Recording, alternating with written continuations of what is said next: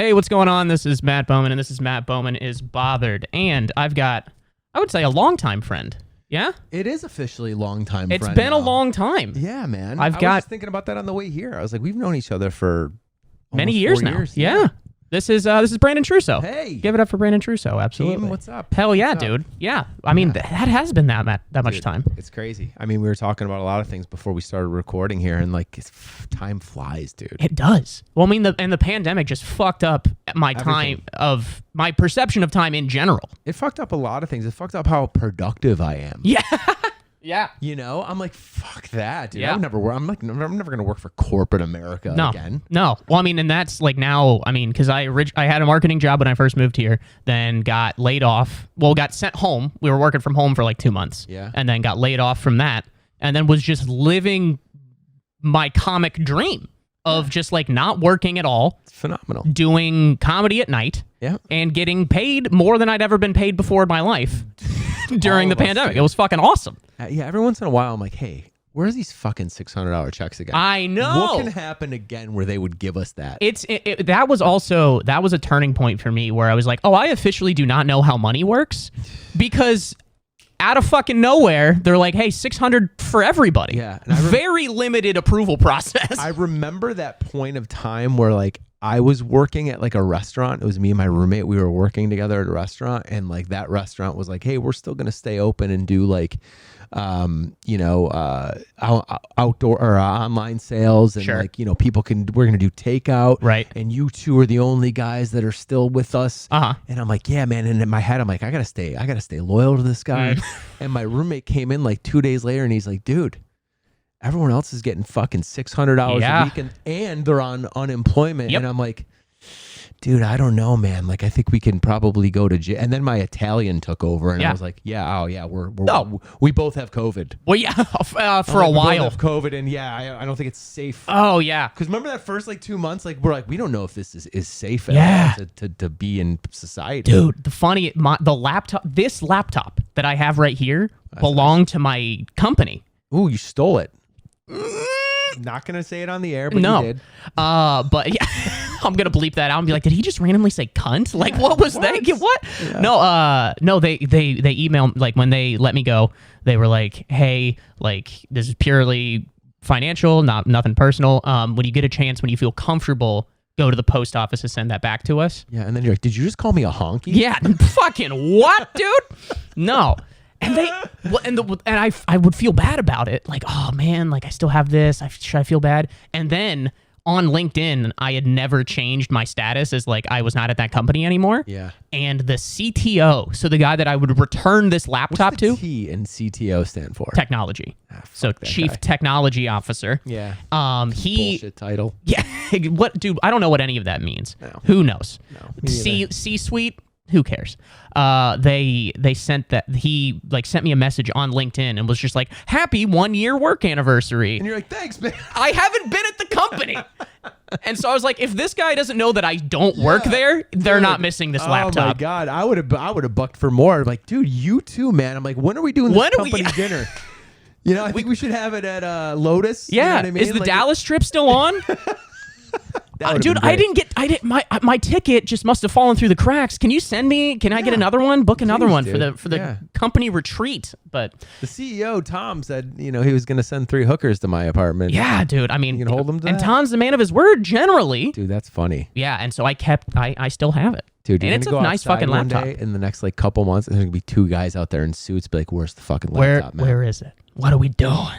Yeah, I still don't do anything nefarious on it, just in case they're watching. Nah, but smart. I don't do. Did you go clean it and everything? Like clean it out, like of all of the shit that's been on there. There's still some random, like, if I go into like Excel ever, it's just like 2018 fourth quarter projections or whatever. I'm like, oh, dude, this is some Hunter Biden shit. Yeah, I know.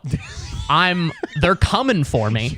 I just like had this like flash forward of like in like 2038, you're gonna be running for office or something, and then like Matt Bowman stole his company's computer, and then I'm gonna see how the media is gonna blow that story Dude, up. And quite honestly, at that point, I would be the most qualified candidate for the position. Exactly. Longtime comedian and podcaster Matt Bowman, right, running for office, dude. Nothing surprises me No, anymore. not at all, man. We're gonna have to deal with all that shit very soon.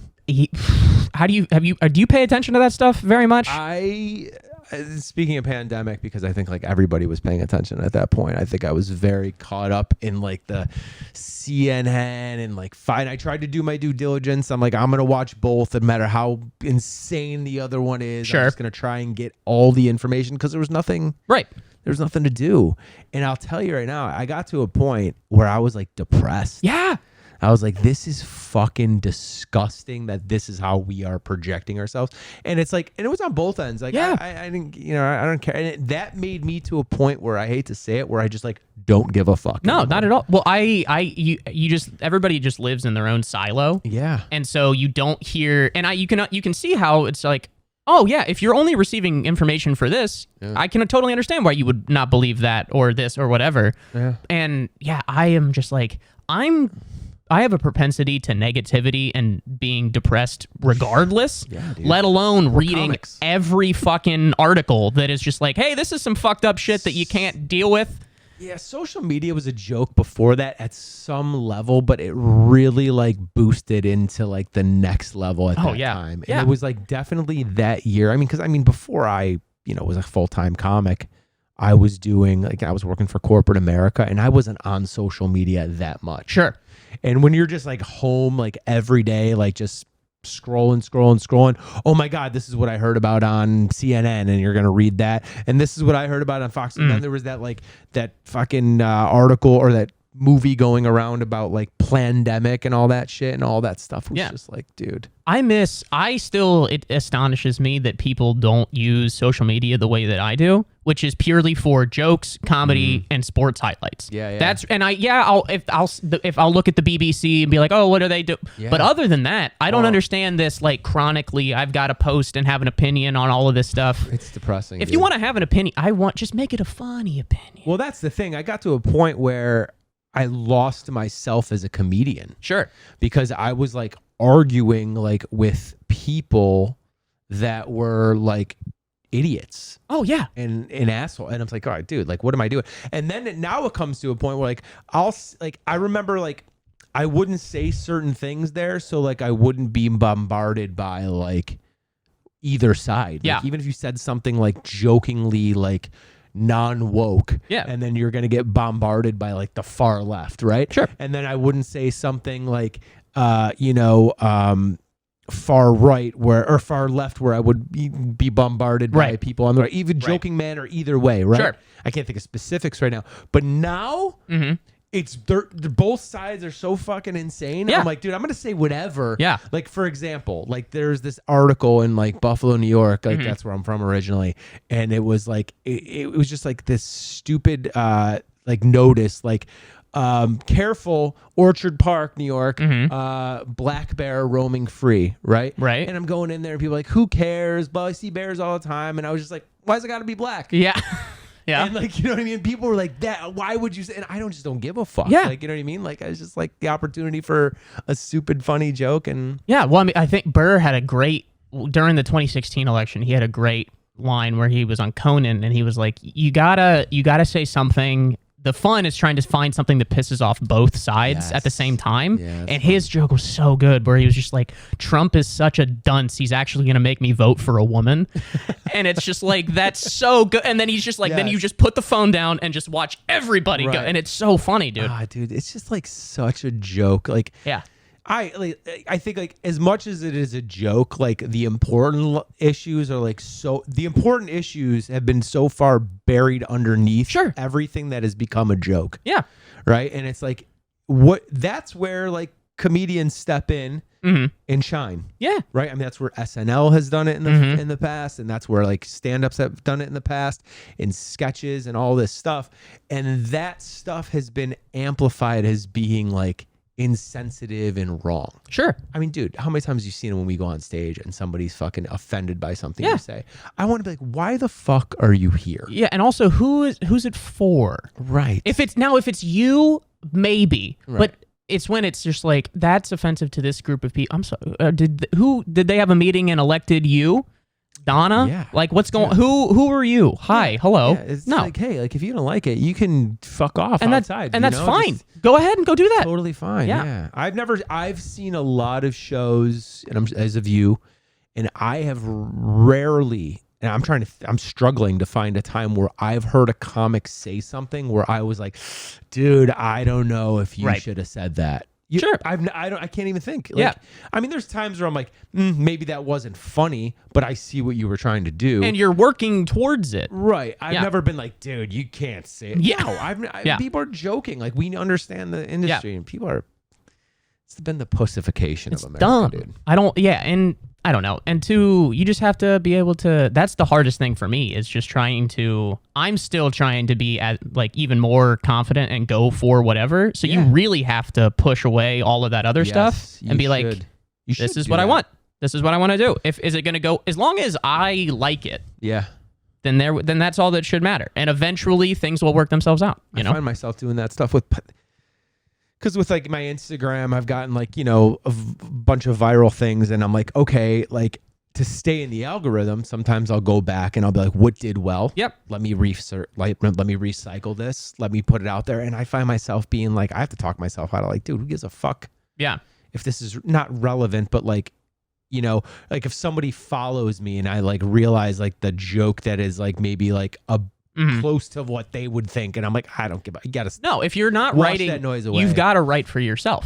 If you gotta write for yourself, because if not, then if you're constantly trying to write to please somebody else, then one, you're never going to be happy. Oh my god! And totally. two, you can never predict what people are going to like and what they're not going to like. You just got to write for whatever you want. But the thing, I mean, something that really grinds my goat, that really bother, is how much I feel like we have to do now to try to stay relevant. Do you know what I mean? Like what do you mean? Like, do you mean on stage? No, just in like I feel like I so wish I could have started stand up in like 2003. Ugh, yeah. You know what I mean? Because now it's just like you have to run like an LLC to fucking make anything. So when I started, it's funny that you bring that up. When I started in 07, right? And like it wasn't like we're doing now. It was like open mics, and like we would treat the open mic like a show, and then like I branched off and started like running these little shows at different like bars and shit. And I'm not saying like I was a pioneer, but like I used my social media to promote that stuff. I wasn't really, and I was bartending too. So I think if you're like looking at the parallel between bartending and like, working at a restaurant or whatever, and that like you're promoting yourself. Yeah. Like, hey, I'm working here tonight. Come see me. We have $12 happy hour special. Right. Like, you know what I'm saying? And I got a show Tuesday night. Come see me. So like, that's how I was doing that in words or a flyer on a screen. Sure. And that evolved to memes became a thing, in like 2009? Yeah. 2010-ish. Yeah. That's when that started happening. Then it was like, all right, like create something funny and post it. Yeah. And then, I started posting like my version of writing is I started posting that stuff like in tweet form, is because I got advice from a comic when I first moved here. He was like, dude, if you want to be a good New York comic, you need to get your jokes across faster. Yeah. So like write, if you can get the premise across in a tweet and it's funny. And there you go. Like, so that's what I started doing. Yeah. And then then you saw the Reels thing happen. Now Reels are dying off almost. And like, what's the next thing? That's the thing that can be the most frustrating, is that it feels like every other week it's just like, it's totally, you have to do this now and make sure that you focus on this as opposed to that, and now you got to do this. Okay, well, it should be 30 and now it should be a minute. I'm just like, can I just fucking can I just do this? The words got to be a certain. Can I just do this? God, dude. Like, dude, I used to work in marketing. I don't want to work in marketing again. Yeah. Which that's also something that has been an annoyance and somewhat of a struggle, is just like the amount of self-promotion that is required. It just feels, there's an ickiness to it to me, but I'm also just like, but that is part of the game. Yeah, man, we're whores, it's bro. Part of the game, and you got to play it. You got to learn to be a whore. Yeah. You got to learn to be a good comic whore. Yeah. Like that's the only way you're going to be successful. Yeah. Hey, if you could be a whore out there in like real life, yeah, then dude, you could be a whore. Like, you're making more money being a real whore. That's it, dude. Yeah, and dude. And I guess it's like, everyone has different levels of whoreness. Mm-hmm. You know what I mean? Like you can bang the whole block, or you can kind of just be like, hey, I'm gonna be selective with the people I sleep with. And it's the same thing with be selective with what you want to self promo. Yeah. You know what I mean? Like, I don't post every single thing that I have. I try and be like, what's relevant in this time right now? What happened this week or something along those? I'll try and write something along those lines. Right.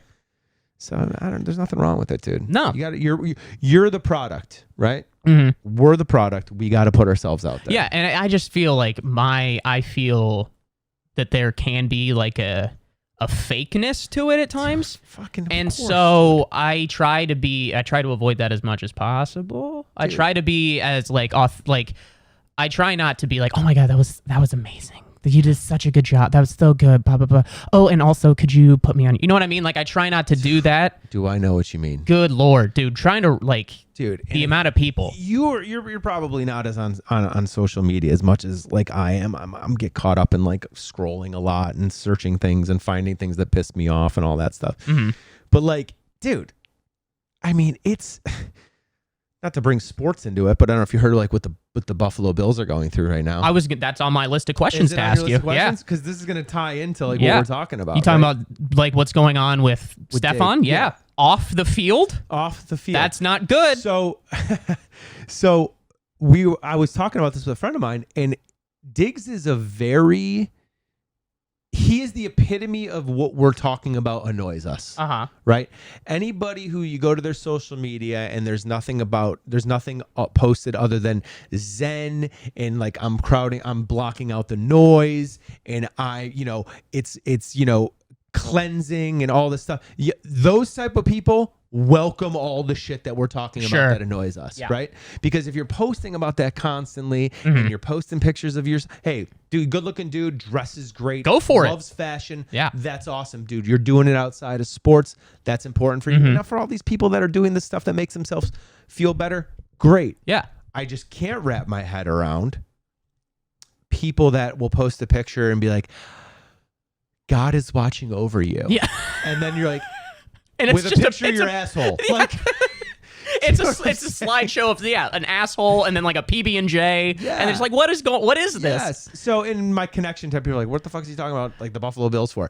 If you guys don't know, like Stephon Diggs and Josh Allen, essentially there's rumblings of a beef. I have my theory because I think I know what it is, and a lot of people in the media aren't talking about it. No one in the media is talking about it. But being from Buffalo, I kind of have an idea of what it is, and a lot of people agree. But there's a thing where it's like, hey, if you're on Diggs's end, you're like, nothing's bothering me, I'm a professional and like whatever, then how are you going to just leave practice? Yeah. Make it known to the media because that's what he brought this all on. Of course. And you're going to be like, walk away from the team at the end of the playoff game, not deal with it at all in the offseason, and then the first day everyone's back together, then it's a problem. Right. And then you're posting on your social media, like after Allen went up and like said something about like, hey, we're still close and, there's no problems. And then on his story, Diggs puts something that says like, hey man, you want to lie to America or like no cap. And it's like, what are you doing, dude? I mean, like, talk to each other. You want to talk about like the pussification. Like that is to me childish. Where it's just, dude, if you have a problem, fucking say something to me, bro. Just you have his number. Yeah. Call him, FaceTime, text him, whatever, dude. Dude, can we talk about what I think it is? Please. Oh my God, bro. So you're a Bengals guy, big right? Time. Cincinnati, Bills, Bengals, like, they didn't get to play that regular season game. Yeah. Because the whole Hamlin thing. Buffalo dealt with a lot of adversity this past year. I think you're coming back. I looked at the schedule. You guys are coming back. Yeah. Paul Brown. Yeah. And we have to go to Kansas City during the regular season. And we have to go to Kansas City too. Just that's how the schedule worked out. So night before the Bills Bengals playoff game. Okay. Night before. Yeah. I have a friend that lives in Josh Allen's neighborhood. It is confirmed the police were at the house at 3 a.m. that night. At Allen's house? Yes. Okay. For a domestic. Ooh. Okay. Fast forward to a couple months ago, maybe 3 or 4 months ago, Allen and his girlfriend break up. Ooh. There's rumors there was infidelity. There was rumors he knocked up somebody. I don't know where the truth lies in there. So I think I heard something. I think I heard something about that. Right. Yeah. He's now dating Haley Bieber. No, from Spider-Verse. Oh God. I don't know. The voice of Spider-Girl.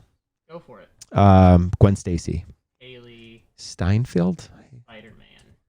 Haley Steinfeld. Is that her name? Oh yeah, she has a fucking song, doesn't she? I don't know if she has a song.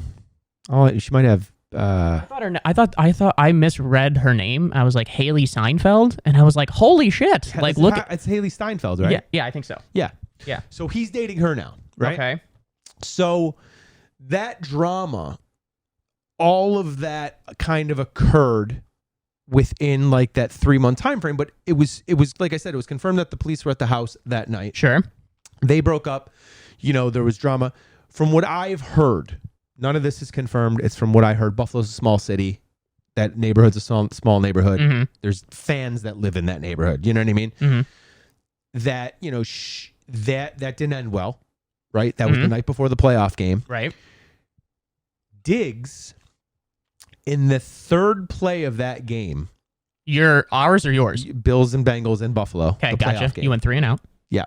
Third play of that game, Uh-huh. Allen's under duress, running to his left, throws a 55-yard pass down the field, misses Diggs. Diggs stands up. Oh, I saw him. Yeah. In anger with his arms out, like, what the fuck? Uh-huh. Right? Listen, I'm not defending anybody here, but it's like, yo, the guy's running. Like, what do you want? And it's like, why are you that pissed off? Already. Yeah. Okay. So fast forward to where we are now. Nothing's talked about throughout the whole year. Listening to Allen's thing, when Allen came on the press conference yesterday, his first things he said is, it's between Steph and I. It's not about football as much as it's between us. Which is, to me, a worse situation. Right. So, doing some thinking about like puzzle pieces I've heard throughout the year, right? There was a time couple months ago where Gabe Davis's contract is up this year. He's in his final year of his contract. Is he a wide receiver or tight end? Wide receiver. Okay. And he had a rough year. Yeah. And someone asked him a question as far as what happened, with Davis. You think he's going to be around? And he's like, that guy is the man. He could be a starting receiver in this league. He gave him a vote of confidence, sure, right? But he didn't really need to do that. You know what I'm saying? And I think what Allen is saying in his press conference, as far as like, prep, I need to prepare better. My theory is, in taking all of this in, I know I'm giving you puzzle pieces here, is Diggs is like, how are you allowed your personal life to affect our playoff game. Sure. You didn't prepare the way that you should have. You're out there banging other chicks or, impregnating whoever or, learning how to be a whore. Yeah. Dating other people, like, doing all this stuff. We got a playoff game tomorrow, and he's immediately pissed off going into that game. We didn't prepare the way we need to be. You're our leader. Yeah. Right? Not saying that he wouldn't be wrong for that. I'm going to put that aside right now, because I do not agree with how he handled this whole situation. If that's the case. Sure. That's my speculation. I think that that's why he's upset with him, because it's like, hey, we're on a playoff run here. My career is this short now. Yeah. We need, we need to be winning a Super Bowl, like all this stuff. And now I'm relying on you, and you're out here. Your ego got a little bit too big. Yeah. You know what I'm saying? If that's what he thinks he was doing. Yeah. So now it's fast forward. You're taking it in here, and it's all this bullshit and all this drama that Diggs maybe should have kept internal. Yeah. Oh, of course, dude. Because there's speculation that like, oh, it's with him and Dorsey, and it's like, because it's not money related. He just got a 4-year extension. Right. It's not production related. He had 4 less receptions last year than he had the previous year, and he was down a game because they missed the Bengals game in the regular season. So it can't be that, and it can't be. They're saying that whole thing that happened with his like ex and everything started brewing around like week 10, and that's when they started to kind of have like a little tiff, and a downturn. Damn, dude. So when's Diggs' contract up? You said he signed a 4-year. They made him the 3rd or 4th highest paid receiver in the league last year. They gave him a 4-year extension. Yeah. This year, they restructured his contract so he got more money up front and kept him with the team for the 4 years. Yeah. Well, I mean, so we can't be upset about that. No. Yeah, it's the fact that he said off-field stuff. That's disconcerting. Yeah. Because you don't want that between. If it would be one thing if it was like even like your number 2 or your this is his guy, like his top guy, and they are fighting. That's not good. So he came into practice. The rumor is McDermott had a press conference yesterday and said everybody's here but Steph, and it's very concerning. That's what McDermott said. But McDermott was pissed. That's the head coach of the Bills. Yeah. So he was pissed when he said that. I always want to call him Doug McDermott, which is the former Creighton white guy. Dougie. Doug McDermott. We used to have a Doug Marone coach. Yeah. Yeah. For the Bills? For the Bills, okay, yeah. That was the coach before, or 2 coaches before. But anyway, so it was reported from his agent, Steph is in Buffalo, Steph is there, what are you talking about kind of thing. And it's like, well, what really happened was he came in that day, right? Mm-hmm. Did his medical, went into the locker room, probably because Allen said he had a conversation. Mm-hmm. Probably didn't go well. They blew up. McDermott and Bean pull him into the office. Mm-hmm. They're talking about it. And they're like, just go home. Yeah. You know what I'm saying? So that's how they tried to cover it up. You know what? I've got an idea. NFL has recently been trying to expand their audience towards more include females, more of that stuff. Let's make a reality show about that's the kind of shit that gets the female peepers on the sport. Yes. Give me a camera crew following around these guys. Oh. Well, I mean, that's kind of what, like, what's the show? Oh, I almost said Gridiron Gang. The fucking, the ones that, like, on HBO or whatever. What's it called? Fuck. It's Hard Knocks. Hard Knocks. Yes. Bam. Got it. It needs to be Harder Knocks. Harder Knocks. We need to have more, like, drama. Yeah, well, I mean, if it's Josh Allen, it's Hard Knocks, Hard Cocks, if you know what I'm saying. Okay, so can I tell you, like, the conspiracy theory that I talked about with my friend? Now, this is deep left field shit. Okay. But I'm like, this could have some legs. Josh Allen is a shapeshifter. No, this is crazier. If you go look at Diggs's social media, okay, it's all fashion, right? Mm-hmm. And I'm not saying that this is related to this, but if you go read some of the comments, there's a lot of, hey, man, this is pretty fruity, bro. Yeah. Yeah. There's a lot of, hey, dude, you gay? Like, there's a lot of that. Yeah. Now, Diggs has got a kid, but he's not married. Good for him. Doesn't talk about his personal life. Like, that's a very good. He's always talking about him. Mm-hmm. But he kind of posts like a little bit of a drama queen, a little bit. Like, yeah. Diggs has a super man crush and in love with Josh Allen, and he's upset that Allen was fucking all these chicks and wasn't because he wasn't laying the pipe. Can you imagine? That like 3 weeks from now, he's like, guys, we worked it out. You put that storyline out there, you're gonna have all of the female America. They're gonna be watching the whole thing. Like, dude, people are gonna be like, Stefan's digging a lot more than. They just needed one shower session together. He's digging his dick in the dirt. Good God, dude. Man, well, that's not what you want to start a football and off season. But they was at minicamp today, and they were high-fiving and hugging and slapping and everything like that. So it'll be all right. It'll be fine. Yeah. But I just love the beginning of the year drama that we're connecting to social media. Absolutely. Because that happened with players too. Yeah. Players had a stealth market, and that's how they do it. You want to talk about somebody that is the epitome of the type of athlete that I like? Have you seen what Nikola Jokic said after they won the title a couple nights ago?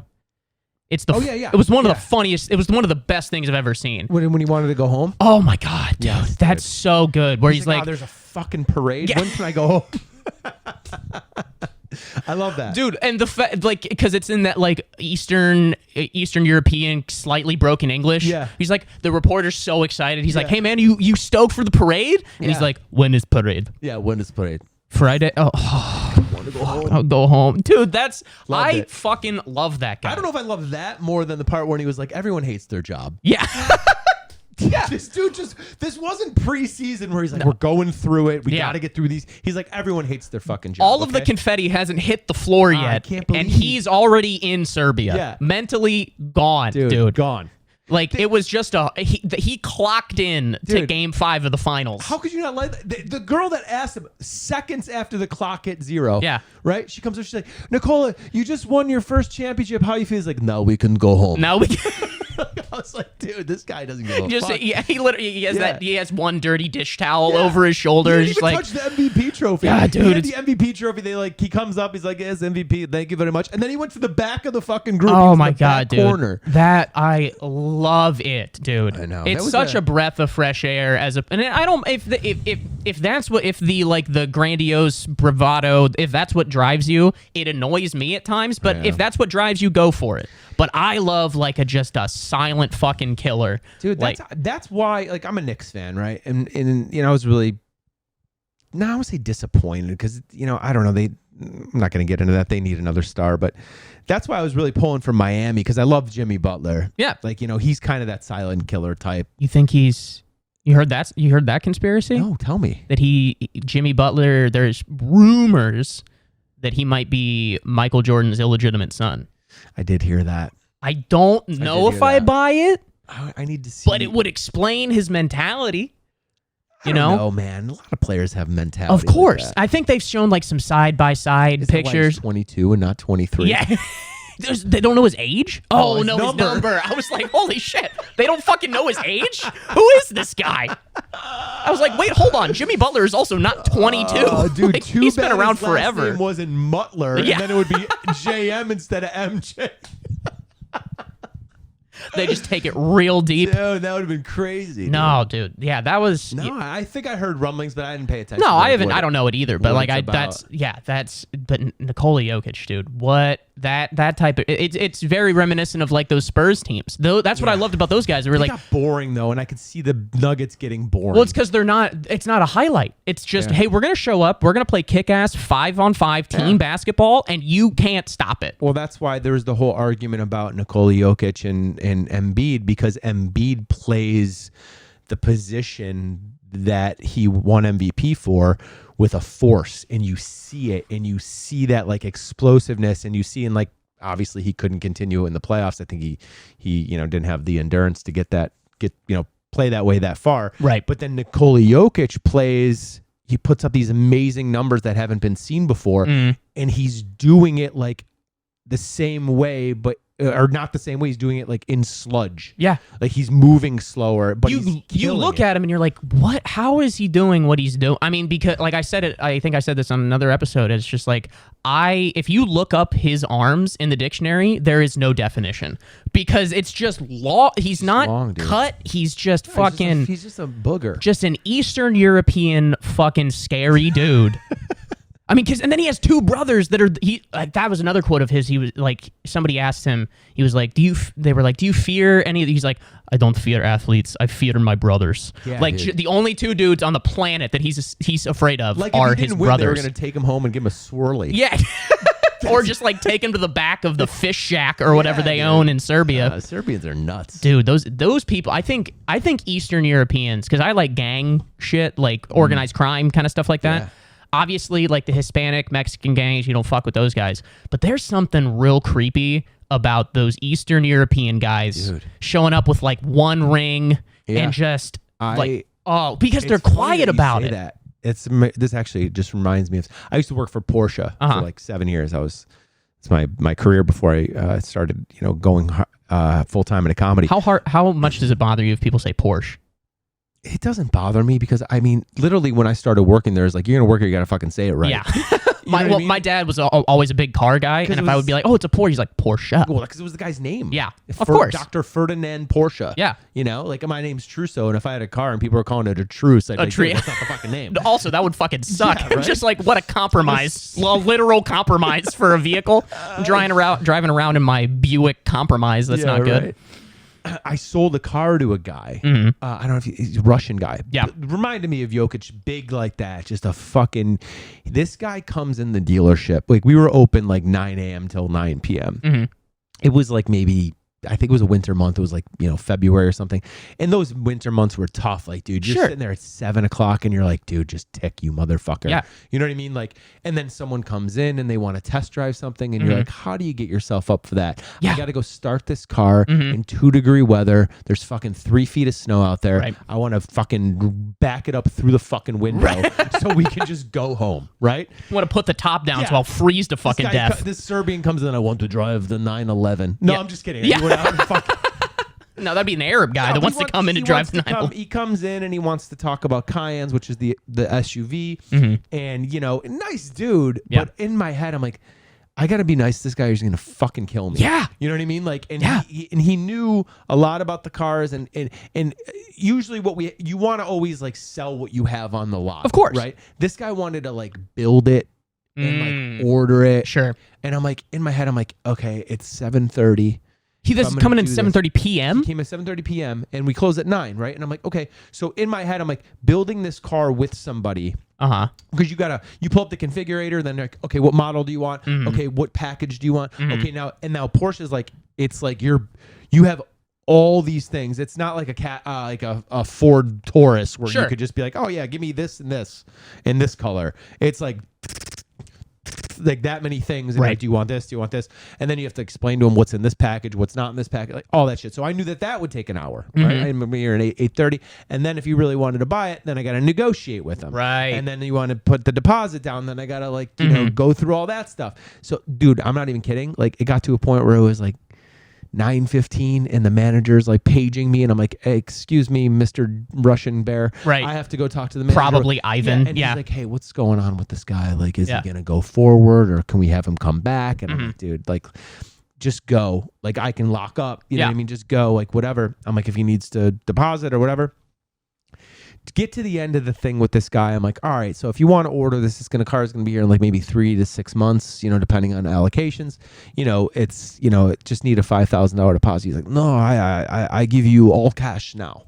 And I'm like, I can't do that. No. I'm like, everyone left. Yeah. You cannot give me $75,000 in cash. And he's like, I don't use credit. I don't use. I fucking bet you don't use credit. And I was like, dude, I can't take 75 because I won't come back to work tomorrow. I'll move. I'll take it all and leave. And you're gonna hunt me down and kill my whole family. Exactly. As soon as I drive off this lot, there's gonna be 3 SUVs followed me home. I was still doing drugs at that point. I'm like, I will spend this. I'll be dead by Thursday. Yeah, dude. So I had to really convince this guy, like, do not give me your $75,000 in cash. Jesus. Yeah. So in that case, if that happens, like if management was still there and everything like that, is like they have to take all that money. I had somebody buy a car one time with like $25,000 in cash. They have to take all that money, go in the back room, get the cash counter out. You know, put it through the cash machine, count it twice. 2 people have to count it. Then they have to sign a form.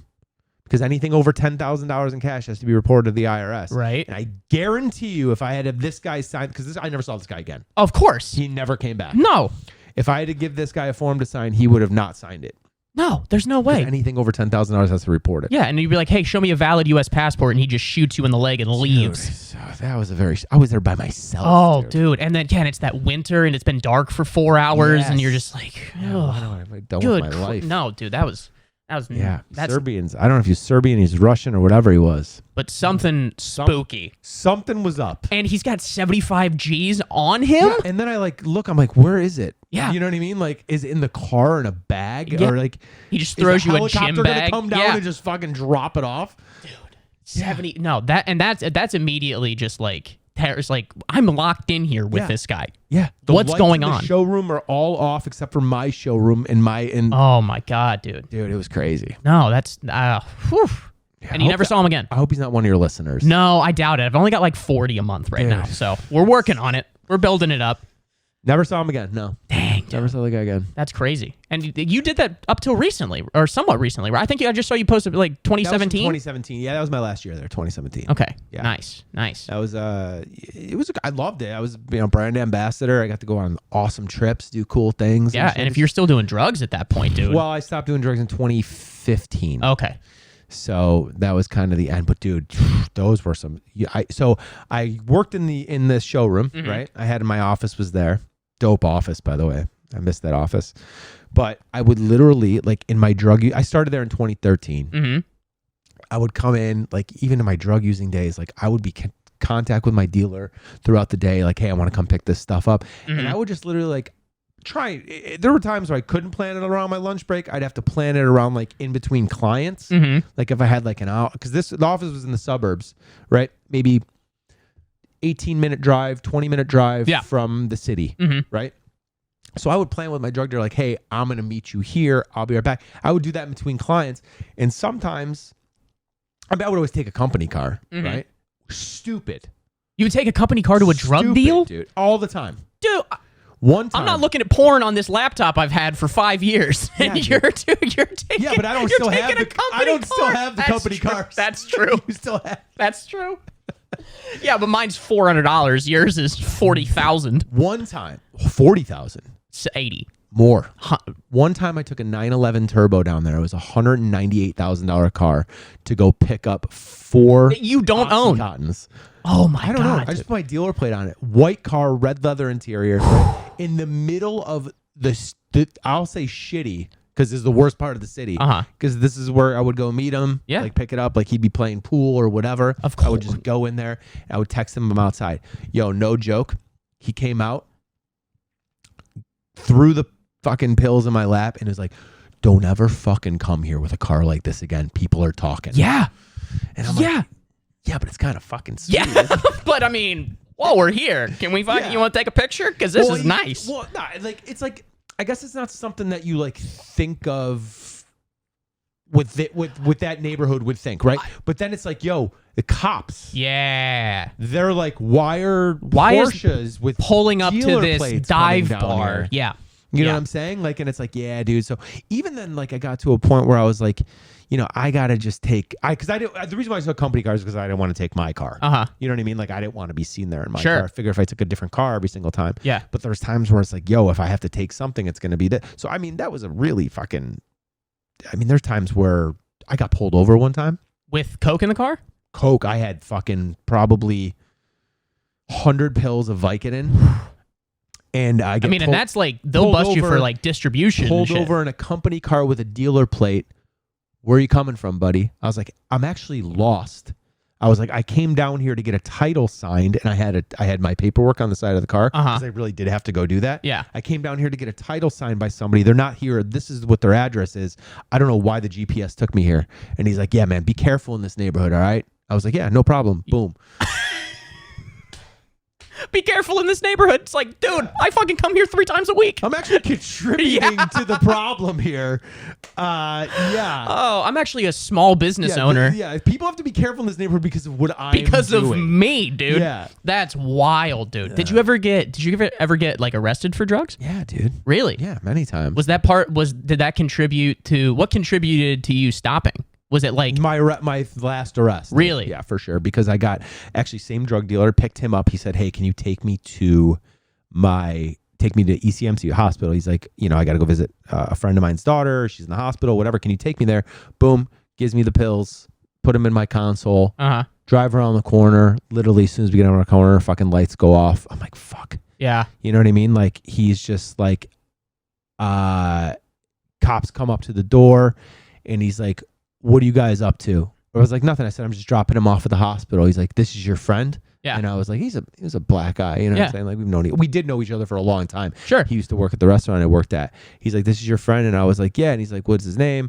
And I could not, I knew it, but for the life of me, I could not in that instance remember his name. Last name. Ooh, gotcha. So I knew his first name. He's like, what's his last name? And I was like, he's like, get out of the fucking car.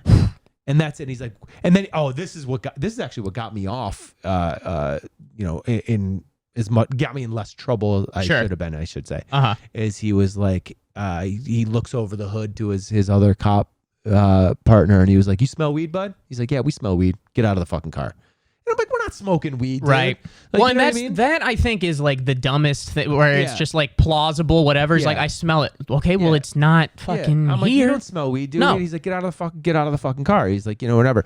So like, whatever. I get out of the car, and he's like, you know, whatever. He's like, I gotta search you, bud. I was like, no, you don't. You don't have to search me for anything. He's like, we smell weed. We're searching you. And I was like, okay, cool. So that actually, you know, they found pills. I had like random pills in my pocket, like whatever. You know, that was able to, that let them arrest me. Yeah. Right. So I had fucking 50 pills in the console. Right. Mm-hmm. So they let him go because they had nothing on him. They didn't find anything on him. They found on me what they found on me. Enough to hold. Yeah. So the one part of the story, the way I got off is I got off because, I talked to my lawyer about having a problem, and I would go to rehab, and I would do the court-ordered stuff and all that shit, and the weekends in jail and all that shit. I agreed to do all that stuff. Mm-hmm. And what got me off was from being in bigger trouble was he's like, did they smell weed? Did they find any weed? Yeah. No, I have a problem with the search. Yeah. That's what my lawyer said. A problem with the search. There wasn't any weed. What did you arrest them for? Mm-hmm. You know what I'm saying? He's like, I want to get this whole thing thrown out. He's like, I can get this whole thing thrown out. We'll probably have to go to trial, like whatever. Or do you want to do this? Which was like a deal? My lawyer asked me, like, do you want to do this? Will you offer to go to rehab? Uh-huh. Will you offer to do all this stuff? Yeah. Like the weekends in jail for this amount of time? Uh-huh. Well, or we'll go to trial. And if you lose in trial, though, because it was my third offense, if you lose in trial, then you could face like 3 years. Because they found 50 pills in the car, like whatever. And I was like, no, I'll just do that. I'll do the weekends in jail. Yeah. Like, you know what I'm saying? And which that's so wild to me. You get there at it's like the shittiest hotel where you're just like, 8 a.m. hello. You're there Thursday, Friday, Saturday, Sunday, you leave at fucking 10 p.m. Damn, dude. That's wild. Yeah, it was fucking terrible. And so that was just like, okay, I should actually. I don't think they do it anymore. Yeah, that to me, it's just a wild concept where you're like, I'm in trouble enough to have to serve time, but not consecutively. Yeah, well, it's based off of the county you're in and how much room they have in the county jail. Okay. Because they're not booking you in the state. Right. Right. You're not getting sent to prison. Right. Yeah. Right. That's wild. So that was that, and I remember going to pick up my car from the impound. Uh-huh. And it was this is where I realized how much of the favor these cops did for me, because I was honest with them after the fact, right? In the car, after I knew I was fucked. What I told them, like, yeah, it's like, I have a problem, like, whatever. So as soon as I got into go pick up my car from the impound, I go open the console, and they only took out 10 pills of the 50 that were in there to charge me with. Whoa. They left the other 40 in there. And they just left. They could have easily thrown them away, they just left them in there. I think they were just kind of like, yeah, like, we'll charge them for these 10. We're not going to charge them for the whole thing. And this is where? Buffalo, New York. What? Yeah. Okay. Yeah, I guess that's more, I don't know. I saw that cop at my at the courthouse, and I thanked him. Wow. That's nice. Look at that. I know. What an American story. Full turn. That's nice. And so there was no, like, you woke up in a ditch with a dead body next to you. None of that shit. No. Dang. No, I mean, there was other times I was arrested. Of course. Not as fucking harmonious. You ever been arrested for something not drug related? Yeah. Really? Yeah. See, I fucking suburban religious kid never did. The most I did was I got caught ding dong ditching a house. Well, I mean, get arrested for shit. Well, we peed on a guy's porch, which was not nice, but we were, I think, 19. 18? Which was like 40 years ago? My one buddy, yeah, really. Yeah. Not too far off there, dude. We had my buddy, his first apartment. Okay. Right out of high school. And we would always just hang out over there and fucking party. Like, smoking pot, fucking doing drugs, playing video games. And the lady that lived below us would always be giving a shit. Calling the cops. Taking a shit. Yeah, she probably was taking a shit. Just a gnarly shit. She sucked, dude. She was big time suck. But anyway, she would always be giving a shit, fucking calling the cops, coming up, knocking on our door, keep it down. I'm sure we were being fucking annoying fucks. Of course. You're 19-year-olds on drugs playing. Yeah, of course. Yeah, dude. So one time, like, what did she do? She did something that really pissed us off. She like came over and opened up the door without knocking and knocked over my buddy's. To your apartment? Yeah. That's fucking breaking and entering. Well, we had the door cracked open. Okay. Right? And she came upstairs. She was knocking. And like, the door was like opening as she was knocking. And like, we looked over. My buddy had like his glass bong right there. Yeah. And she knocked it over and like it smashed. And he's like, what the fuck? You smashed my bong, like whatever. And she's like, keep it down. And like we were fucking pissed. So we like waited till like 2 a.m. Yeah. We went to the store. I don't remember whose idea this was. All I remember is like I like drove with them. We took my car. Sure. And we went to the grocery store and we bought sugar. Okay. And my buddy had a funnel. Okay. And we bought a gallon of water. Yeah. And we're like, we're gonna fuck this bitch's car up. Yeah. Yeah. And we got back to the apartment coming back from the grocery store. It was like 2:30 in the morning, 3:30 in the morning. Can't remember exactly. And I'm like, I remember it being like, I'm going to bed, dude. This is fuck it. Who cares? I kind of like just didn't care. Yeah. You know what I mean? And like, I'm walking back inside and my other buddy's like just at the car with a screwdriver, like doing his thing, whatever. Mm-hmm. And I'm walking back up and I hear from the window, I fucking see you. I called the cops. And I was like, you know what? Fuck this shit, dude. I'm just going upstairs. Like, no, whatever. Get in bed, lay in bed. Mm-hmm. It's fucking 5 minutes later, my other buddy comes running in, like closes the fucking door and like, he's like, dude, they fucking caught me, blah, blah. I was like, no, just don't worry about it, bro. Just fucking lay down. Like, nothing's going to happen. Cops come knocking at the door, whatever. They're like, where's Brandon Trusso? I'm like, what's up, dude? Yeah. I'm sleeping. Yeah. You know? Yeah, you come out with that, like, what? No shirt on, half a ball hanging out. Come down, bro. We got to talk about this. You're putting sugar in people's gas tanks. I'm like, what are you talking about, man? They're calling up to you? Yeah, no, or they went to the door? The cops came to the door. Okay. I was like, you fucking enter the building, gentlemen. Yeah. I'm like, what? I'm like, no. What are you talking about? He's like, this is your car out here, blah, blah, blah. I'm like, yeah, it's my car, like, whatever. And he's like, come down, and like the one cop's got me, the other cop's got the other dude, and like we're talking, and like I'm like, I don't know what you're talking about, man. Like, I'm not saying anything. Yeah. I was like, I have no idea, dude. Maybe someone was using my car, whatever. He's like, you're not putting sugar in people's gas tanks. And he's got his flashlight through the window. He's like, what's that fucking bag in there right there? Yeah. He's like, that's Coke. I see the other fucking sugar thing like in their back seat, like whatever. And I was like, dude, I have no idea. Like, I'm not gonna say anything. Yeah. And then my buddy is talking to the cop and tells him everything. You know, dude. And I'm like, yo, never rat on your friends, bro. Come Always on, keep man. your mouth shut. Yeah, right? Please. Like, we can't, you don't say anything. You don't watch cop shows? Yeah, dude. It's one of the like, first 3 things they fucking say. Yeah. Dude. So we're just fucking.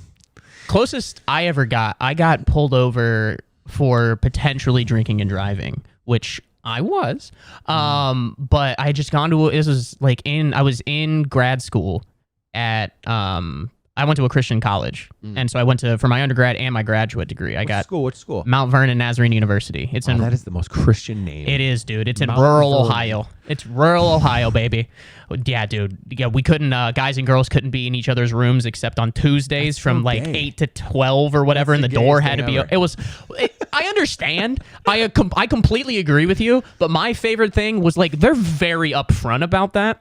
Sure. It's just like, hey guys, Christian University can't do any of this shit. Got it. And good. And then inevitably, like week 3, somebody would be like fucking a girl in the ass. in the apartment. You can't. For sure. You can't do vaginal. No, sex, of course but in not. the ass, So it's okay. somebody would get busted, and they would like get in trouble and be like, "Can you believe? Like, I can't." I'm like, "Yeah, dude. Like, I disagree with the rule, but I understand the rule. You know what I mean? Like, this is on you, dude. Yeah, man. I'm sorry, but this is on you." So I was still in grad school at that time, and so I was technically an employee. I was also a graduate assistant, so I was technically an employee of the university as well. Okay. And I was at home, so like I was in Cincinnati, Ohio, and me and my buddy went to a bar. We weren't even that drunk, but we had like I think I had drinks. Like 2 or 3 beers, but I mean talls, but like I had something to drink, and it's literally the bar is 2 turns from my house. Grant, it's probably about 8 minutes, but it's 2 turns. They must have just watched me come out of the bar. I turn left and I drive down. And you know when you're like driving and you kind of get that sixth sense of just like something's behind me. Yeah. And I don't like it. Yeah. And so, and I'm so like, whenever I have driven buzzed, don't do it, but I have done it. And I'm like fucking driving like a grandma, literally 10 and 2. Yep. Up to the windshield. Come to a stop sign. 1, 2, 3, turn, all of that shit. I turned, and I fucked up. I was turning, and I turned onto a 2-lane road, and I turned into the far lane, which legally you're supposed to turn into the right lane and then move over. So he lights me up and I pull over and I am like Heart jumping. oh my God, dude. Again, because I never really got in trouble. I've never been talked to the cop or whatever. And so like I am like, fuck, I'm so sorry. And he, dude, and because it's suburban Ohio on a Thursday night, these guys got fucking nothing to do. They're just they put me through the whole field sobriety test. Fucking walk, like stand on one toe and stand on one foot and do the alphabet, all of that shit. Backwards. Yeah, and I'm like, fucking, what are you talking about? Sober, dude. Yeah, what's the Pythagorean theorem? I don't fucking know, man. Dude. PEMDAS. Just answer PEMDAS. They it. lock me up right there. Yeah. And so in my head, I'm just like, oh, I'm gonna like I wasn't fucked up, but I'm like, oh, I'm gonna have to call my parents from jail. And then I'm going to get fired, all of this shit. And so he has me do the whole thing. And then after doing all of that, he's like, okay, I'm going to like what is it? Not admit, but like succumb or like basically, will you take a breathalyzer right now? Yeah. And in the back of my head, my one buddy, who was slightly a degenerate, he was just like, dude, never do it there. Wait, if they'll take you in, but like it'll give your system more time to blah, blah, blah, whatever. How long's that take? And I was like, yeah, dude, that's a terrible idea. Yeah. And so I was like, yeah, okay, I'll do it. And so I literally sit in the front seat of this guy's cop car, and he has me blow into it, and then it goes like, doo-doo-doo. And I'm like, that's not a good sign. It's probably, if it's buzzing, it's probably not great. You're good. Yeah. It's not good. Fuck. And so then he starts like giving me like a pop quiz, and he's just like, do you know what the legal limit is in the state of Ohio? And I'm like, fucking am I going to jail or not? Right. See, your mind is different. I'm like, this guy's going to fuck me. That's what I would have thought. Just tell me what it is. Am I good or not? And I was like 0.08, and he was like, do you know what you blew? And I was like, what? Again, just tell me you have the answers. Yeah. Fuck yeah. Nothing. Zero, dude. Zero. Can I go home now? Yeah. Is that the process? And I blew a 0.068. So I was close. And then this guy, he was like, all right, so you blew a 0.068. What I want you to do is I want you to get right in your car, and I want you to drive straight home. And I was like, sir, yes, sir. Yes, sir. And then you should have peeled out of there. Dude. And so then I get home, my family's asleep. It's not that, it's like probably 1 o'clock in the morning. So I just like lay down in bed, and like it was slightly, I guess, from the boot, but like the room is just spinning because I'm like, I was this close to it really falling apart. Never got a DWI in my life. That was pretty close. And that's also, I mean, that stays on the record. That's bad news. I will tell you though, my closest to my DWI, like almost happening, is kind of like yours. I was at a bar, and I was probably like 20 minutes from my house, and it's like down they always say take the side streets, right? Mm-hmm. And the straight shot back to my place. I was at my parents' house at the time. Mm-hmm. The straight shot back is through this town, which is notorious for police pulling people over. Yeah. And dude, you are always like, not me. Yeah. You know? Of course. Not me. No. I'm going to be good. And then you're like, it's only this amount. There's like, what are the odds? Yeah, there's like 6 cops on duty. They're not here. I'll be fine, dude, right? It's like, we went to this bar, me and my buddy, after work. Mm-hmm. And I think I had like 2 Amstel Lights, and I had 2 shots with him in like an hour period. You know what I'm saying? So that's like that's enough. Yeah, that's like enough. An hour and a half, like tops, right? And then I was like, I gotta go, dude. I gotta work in the morning. You know what I mean? I gotta get out of here. Head home. Driving down this red light. There was a light, and then an entrance to the highway, and then another light. Right. And the one light was turning red, and the other light was green. And I'm like, I'm not fucking stopping. Go right through it. Yeah. Lights go off. The cop was right in the fucking parking lot across the street. And I'm like, fuck. I'm screwed. Now, my mind, I'm in panic mode because I'm like, I'm drunk, right? Like I was drunk. I was listening to Dave Matthews. I was feeling it. I never feel Dave Matthews unless I'm drunk. Yeah.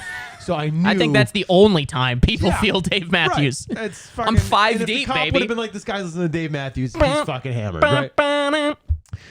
Dude, I don't know why or where I thought of this. I remember hearing if you put pennies under your tongue, it fucks the breathalyzer up. Do you ever hear that? No. Look it up. Oh. Doesn't. God damn. Doesn't fuck it up. I grabbed the whole thing of change and put it like on the side of my mouth. And now you're HIV positive, dude. I'm good. Holy shit. This was a long time ago. Oh my If God. magic can live this long, so can I. Jesus. So the lady it was a lady cop. Uh-huh. She comes up to the door and she's like, have you had any drinks tonight? And I was like, I went to the bar with my buddy. I had like one beer and I'm just heading home because I got to work in the morning, right? And I got fucking change in the side of my mouth. Right. It must be like 4 or 5 coins just like sitting in my mouth. I'm not even joking. Sounded like fucking C-3PO. Just clank, clank, She's like, clank. are you willing to take a breathalyzer? And I'm like, yeah, sure. Uh-huh. Comes over, gives me the breathalyzer, and I'm not blowing hard, right? She's like, you need to blow harder. If you don't do it correctly, I'm going to take you into the station. Another cop shows up. I blow into her thing again. She's like, maybe my thing's not working. John, can you go get yours? This isn't, whatever. He comes back with his, and he's like, I need you to blow correctly into this thing. Yeah. If not, he's like, this is the last time. You know? I'm like, fine. Like, whatever, dude. So I blow super hard into it, right? Comes back. They're looking at each other. I hear, like, I'm not paying attention, but, like, their walkie-talkies and shit are going off like crazy, whatever. Comes over. She's like, well, you lied to us because you had a lot more than one beer. This is your lucky day. We have another call. Yeah. Good luck. Whoa. I was like, oh, holy shit. Damn. And that's great. That's That was nuts. dude. And you want to talk about like it's not going to be me? What are the odds that in your little wherever is it still in Buffalo? Yeah. So she knew. I think the reason why they let me go there is because they knew I was maybe like 2 miles from my house at most. Yeah. And they're like, we got to take this. This We're other here. thing. They got it. He's Priority. He's not slurring or anything like that. But like he They didn't tell you what you blew? No. Oh. But it probably it was enough. More than 0.8. Yeah. 0.08. It was enough. Yeah. That's crazy, dude. I mean, think about it. 2 Amstel Lights and 2 shots of Jameson in an hour and a half. Yeah. That's in you. Yeah. You're feeling that, dude. Yeah. That's crazy. Yeah, and I wasn't hammered, but I was buzzed. Enough where you're just like, oh, if I get caught, this is a problem. Yeah. I mean, the lights sober you up immediately. Oh, yeah. Where you're like, all right. But then the next time I went through something like that, like is like 2 years into my sobriety, I get pulled over at like 3 a.m. It's always funny, like when you get pulled over, like, cause I'm from like this small town, like, and all these cops like usually know you, right? Especially from my like partying days and me getting in trouble as much as I did. Right. I get pulled over. I was at my buddy's house, my buddy Scott's house, and I grew up with this kid, right? And I know exactly where his house is. I could get there driving from here back to Buffalo right now. I know how to get to his house. Sure. I know the number is like 714. Like that was his address, right? Go to his house. We're there. We're hanging. I think we were doing something like late, like playing video games or something. And it was like, all right, dude, I'm 2 years into my sobriety. I'm like, I'm going to go home. I got to work in the morning. I'm exhausted. Like driving home, it's like 3 a.m. Cop pulls me over in the middle of the street for nothing too. I'm like, what the fuck is this guy pulling me over for? He's like, what were you doing in that neighborhood? I was like, I just at my buddy Scott's house. I'm like, I'm going home. He's like, what were you drinking? I was like, nothing, dude. I was like, I'm not drinking anything at all. I'm like, I've been sober for 2 years, man. I'm like, I'm good. Like, whatever. And he's like, what street does your buddy live on? And I was like, dude, I can't even tell you. What am I fucking MapQuest street right now? Yeah, I don't know. And I know the street. Culpeper is the name of the street. Like I knew it. But at that moment, I'm like, I can't think of the fucking name of the street. It's 714. Like I can't, whatever. And he's like, we've had reports of people breaking into garages. I was like, that's great, dude. Yeah. I'm not breaking into garages, man. Like, and then I started to get cocky. I'm like, yeah, I'm not breaking into garages. I'm like, it's my buddy Scott's house. Like, you want to call him? It's 3 a.m. and piss his whole fucking family off. Like, what do you want from me, dude? He's like, get out of the car. And he's making me do the field sobriety test. I'm like, I do this with my fucking eyes closed. You want to make it harder for me? Please. Like, you know what I mean? Like, whatever. Then this other cop car pulls up. And there's always two. Oh, dude, it's like, what do you think's going to happen? Luckily, this cop car was the guy who knew me. And he was like, Trusso, what are you doing now? And I was like, nothing, dude. I was like, I'm coming back from my buddy's house. I couldn't remember the name of the street I was on. And this guy wants me to fucking dance in the street right now. Yeah. And he's like, go ahead, Trusso, you're good. Yeah. And I was like, you motherfuckers. Dude, I'm like, is your first day guy? Yeah. Like the new guy was like, your first day? Yeah, he's calling me by my last name. Yeah, like, right. We've got a relationship here, dude. And that's the biggest difference between like city cops and like rural cops is that the rural guys, they got shit to do. They got nothing going on. I never see anybody get pulled over speeding in New York City. No, dude, like that was a realization that I had where I was like, I remember riding a city bike, which is maybe the widest thing you can do. Totally. And I had in like my my AirPods, and I was like, I don't think you're allowed to do this. And then I was just like, they don't give a fuck, dude. Unless you're brandishing a weapon. Yeah, not at all. They've got so much more important shit to do, or at least don't have important shit to do. They're not. They don't do anything. No, that's paperwork for them that they don't want to take care of. And like especially now with it's funny when like it doesn't happen as often because I don't bark anymore. But like when people be like, hey, can we like smoke weed around here? Like is something like. You can do coke on the street. Fucking the cop will light the joint for you, dude. They don't give a shit now. Like, it's fine. Dude, the first day, St. Patrick's Day, the first day that new restaurant opened next to the pair. Yeah. Right. That was the first day they ever did outdoor dining. And I remember coming there and like, this is a huge mistake. Oh, I think we talked about this. Who's fucking who wants to do that? Dude, within 2 hours of them being open and like us starting to, get the club running and sell tickets and all this shit, there's a guy thrown out of our bar, which is right next to this restaurant, that is brandishing a knife in front of us.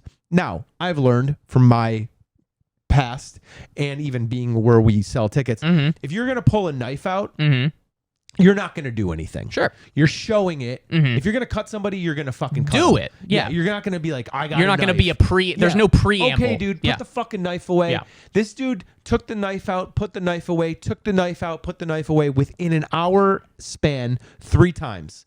To the point where the guy sitting at the table who was out there eating dinner at the brand new restaurant stood up and was like, is anyone going to arrest this guy? Because there was 4 cops standing at the other end that were just like observing what was happening. Yeah. And he's like, this guy just pulled the knife out 3 fucking times. How many times? Finally, the cops come over to talk to him. Yeah.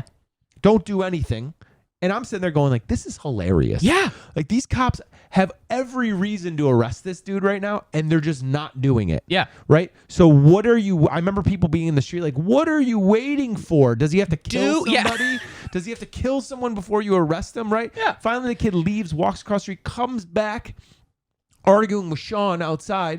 Right? Pulls a knife out on him again, and the guy's like, he pulled the knife out again. Right? And then they finally come over and they finally arrest him. And I'm like, dude. Guys. Yeah. Do you need a fucking invitation? This is a perfect example of this is why you're here. Yeah. You're not New York's finest. You're New York's maybe okay. Maybe okay. New York's 6 out of 10. Yeah. What's going on? Yeah. I was like, this is bad, man. And it's like, yeah, I get that their job has gotten way harder. Yeah. I understand. Of course. Like it's gotten way harder. That's many reasons for that. However, this is very simple here. No. You see a knife, cut and dry. Arrest the guy. Yeah, get him away. Yeah, like, crazy. And that's, yeah. Well, I mean, and then, but if you're, if you have what Eli had a joke, he was like, but if I have my dog off my leash, fucking wrap him up. Like, what's the standard for what is here? I've seen so much wild shit in New York that like I'm so desensitized to things that are really dangerous. Yeah, dude, I love the. There's been a couple guys that have been sitting out, like under a tree. Late at night when I come home sometimes. And like the other night I went to just like the corner store to get a sandwich, and this guy walked past me. I walked past these 2 guys, and one was like, hey man, you got a couple bucks? And I was like, nah man, I'm sorry, I'm just going over here. And as I'm walking away, he's just like, fuck you, cracker. I'm like, for what? For not that's never like, hey, dude. Can I have money? No. Well, fuck, that's so insane to me.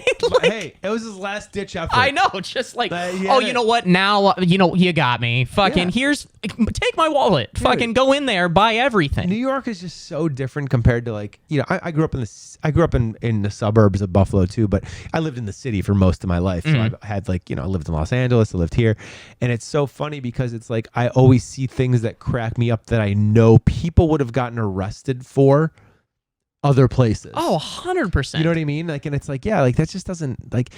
My buddy came to visit me, and he's just like, he used to be like a cop, and he sees all these things, and he's like, these people should be being arrested right now. I was like, not here. Nah, dude. No, if the knife guy happened in the sub, dude, Channel 5 is there immediately. There's fucking trucks. It is a deal. Dude, there was this guy when I was coming here. He was just riding a city bike going the wrong way down the street with a refrigerator, a small refrigerator in the basket of the city bike. In the back. I'm like, dude, this guy he's prime candidate to get pegged by a fucking semi. Absolutely. Right now. And very dangerous. And I'm like, I know someone from the suburbs is like, sir, do you need help? No. You don't offer that guy help. No. He would kill you if you asked. Absolutely. He'd think you're coming for his refrigerator. Yeah, that's his refrigerator. It doesn't even work either. No, of course not. He's got a guy that fixes it. I'm taking it to Tony. He can fix anything for $15. You just let that shit go, man. Yeah, it is. See something, say something means the opposite here. Yeah, it's dude. Like it was crazy how quickly it happened. Where like it just I walk with headphones in. I blow past people. Yeah, that's what you do. You don't listen. Hey, Don't sir, look at can you anybody. shut the no? Hey, can I talk to you? Absolutely not. Yes, no. You know we will not No, be we will engaging not in any talking. sort of conversation, dude. Like, but there was one time where like it was down on McDougal, which you ever see like on a Friday, Saturday night at like 11:30, 12 o'clock, and there's just like children. Yeah. What are we doing? Do you talking about the kids selling candy? Well, that's sad. But then Very there's sad. then there's just like families that have their children. I'm like, why are you here? The only thing that I've wrapped my head around that situation of why that would happen, because it is so asinine to see, It's crazy.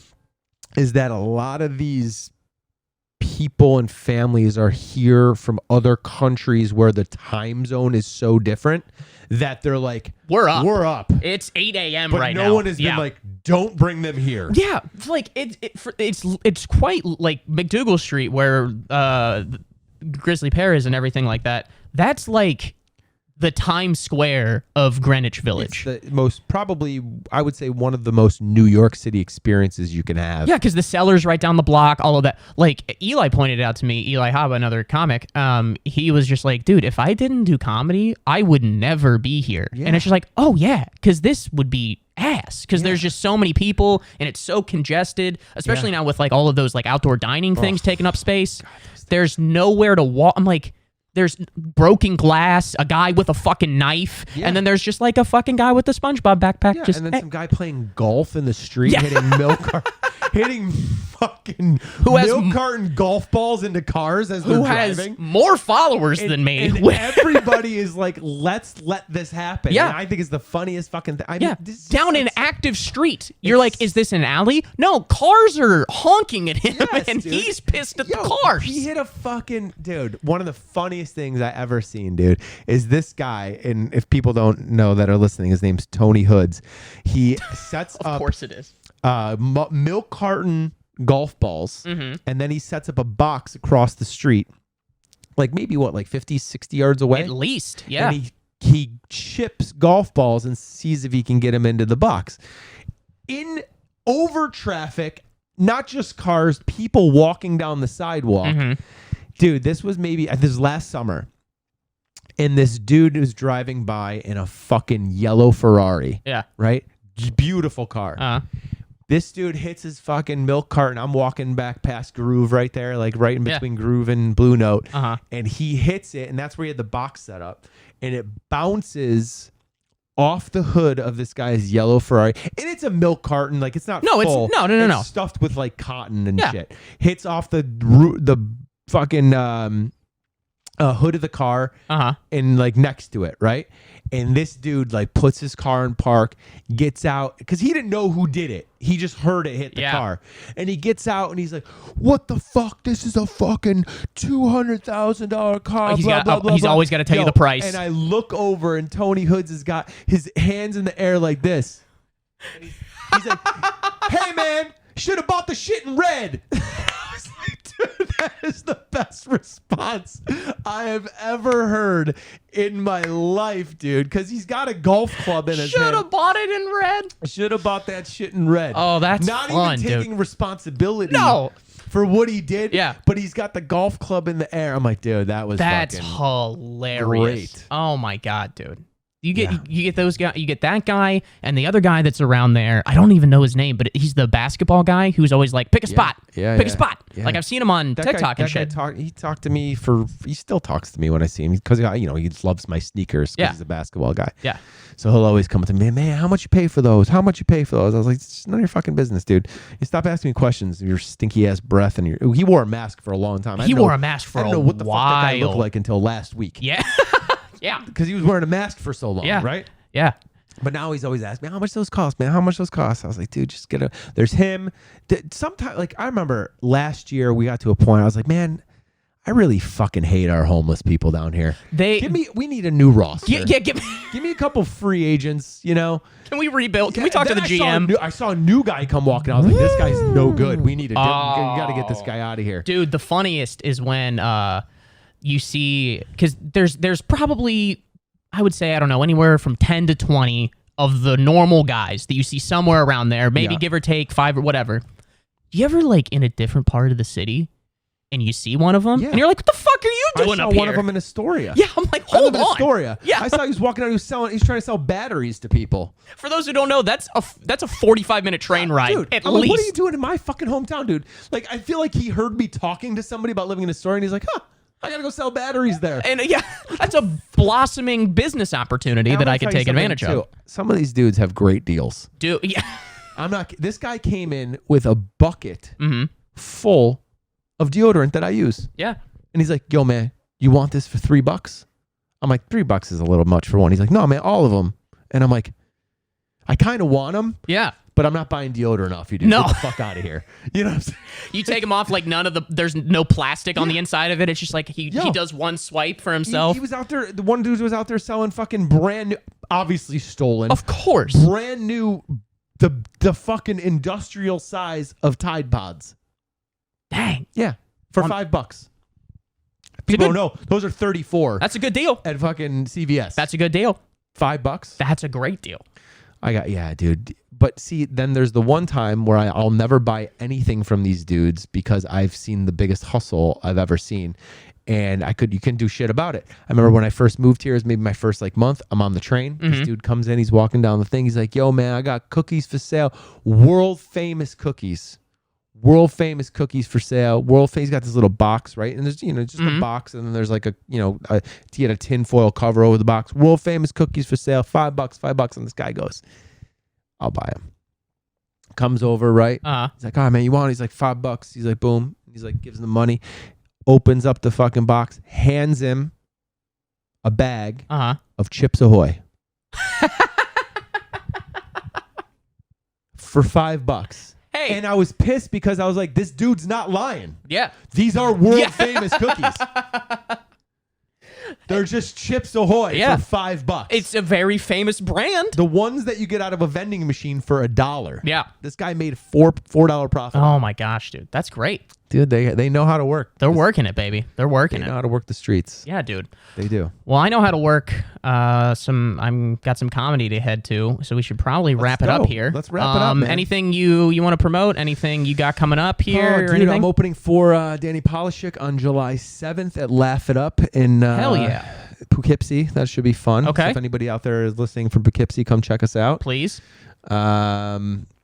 Another bullshit, man. Gotta check me out on Instagram at Brandon Trusso. Hell yeah, dude. Fun. Yeah, we're both doing shows all over the city. All over the city, yeah. I'm always here. Yeah. Catch me every night pretty much in New York. Absolutely. Yeah, man. And then you guys know me, Matt Bowman Comedy everywhere.